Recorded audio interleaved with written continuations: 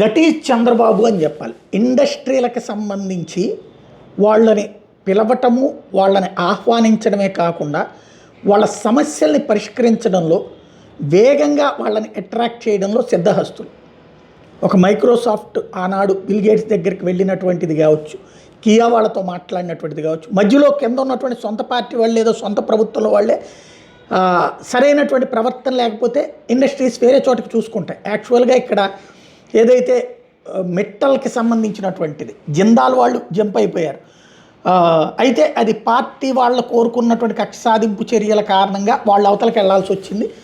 వాళ్ళని ఇప్పుడు వెనక్కి తీసుకురాలేరు. కానీ మిట్టల్ వాళ్ళని తీసుకురావడం ఆంధ్రాకి ఎవరైతే సీఎం రమేష్ వాళ్ళతో మాట్లాడి తీసుకొచ్చాక వాళ్ళకి సంబంధించి యాక్చువల్గా ఒరిస్సాలో ఫ్యాక్టరీ పెట్టడానికి రెడీ అయ్యారు. ఒరిస్సా ఇప్పుడు బీజేపీ గవర్నమెంట్, వాళ్ళు అక్కడ క్యాప్టివ్ మైన్స్ కూడా ఇస్తానన్నప్పుడు ఇక ప్రాబ్లమే లేదు. ఇక్కడ వాళ్ళకి క్యాప్టివ్ మైన్స్ కావాలంటే ఎక్కడో మైన్స్ తీసుకుని ఇప్పించాలి. రెండోది వచ్చేటప్పటికి సముద్రంలో నుంచి ఆ రవాణాకి సంబంధించి పర్యావరణ సమస్యలు ఉన్నాయి. పైపులు వేసుకోవడానికి ప్రిపరేషన్ చేసుకోవాలి. ఇవన్నీ చేయాలంటే బోల్డ్ అంతా పర్మిషన్స్ కావాలి. ఇవన్నీ కేంద్ర ప్రభుత్వంలో బోలెడన్న తలనొప్పులు దశాబ్దాలు పట్టేస్తాయి, కనీసం 5-6 ఏళ్ళు పడతాయి. బట్ చంద్రబాబు గారు ఎప్పటికప్పుడు ఒక టీముని ఇదే పని మీద పెట్టారు, ఫాలో అప్ చేశారు. వాళ్ళకి కావాలంటే పోర్టే రాసి ఇచ్చేశారు. అంటే వాళ్ళు ఇప్పుడు స్టీల్ ప్లాంట్ పెట్టుకుని క్యాప్టివ్ మైన్స్ నుంచి కేంద్ర ప్రభుత్వం నుంచి ఓకే చేయించారు వాళ్ళకి, ఎన్ఎండిసి నుంచి.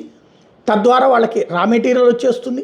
అది వచ్చిన తర్వాత అంటే అది మట్టి ఐరన్ ఓర్ తీసుకున్నాక మట్టి వారబోయాలి, దానికి సంబంధించినటువంటి ఏర్పాటు చేసుకొచ్చారు. అది పర్యావరణ పర్మిషన్స్ ఇప్పించారు. అట్లాగే ఇప్పుడు దానికి తయారైన తర్వాత ఎగుమతి చేయాలి. స్టీల్ని ఎగుమతి చేయాలంటే పక్కనే సముద్రం ఉంటే సాధ్యమవుతుంది. షిప్పింగ్ దానికి ఒక పోర్టుని ఇచ్చేశారు, ఇప్పుడు రాసి ఇచ్చేశారు. తద్వారా టోటల్గా ఒక పరిశ్రమకు కావలసినవన్నీ కూడా స్వయంగా అధికారులు చేయాల్సిన పని స్వయంగా చంద్రబాబు గారు ఫాలో అప్ చేసి ఆంధ్రాకి ఒక అతిపెద్దదైనటువంటి steel plant, metal steel plant రాబోతోంది. అయితే సహజంగా విపక్షాలు, కమ్యూనిస్టులు ఇంకేముంది విశాఖ స్టీల్ ప్లాంట్ను మూసేయడానికి అన్నటువంటి వాదన చేస్తారు. విశాఖ స్టీల్ ప్లాంట్ వేరు, మెటల్ స్టీల్ ప్లాంట్ వేరు. ఇంకొక స్టీల్ ప్లాంట్ ఆంధ్రాకి రాబోతోంది. దీని ఇంపాక్ట్ విశాఖ స్టీల్ ప్లాంట్ కూడా బాగుపడుతుందేమో. దాంట్లో ఒకవేళ వీళ్ళకి ఎక్కువ అవసరమైతే దాంట్లో కూడా డబ్బులు కట్టి తీసుకుంటారేమో లీజుకి, చూడాల్సి ఉంది.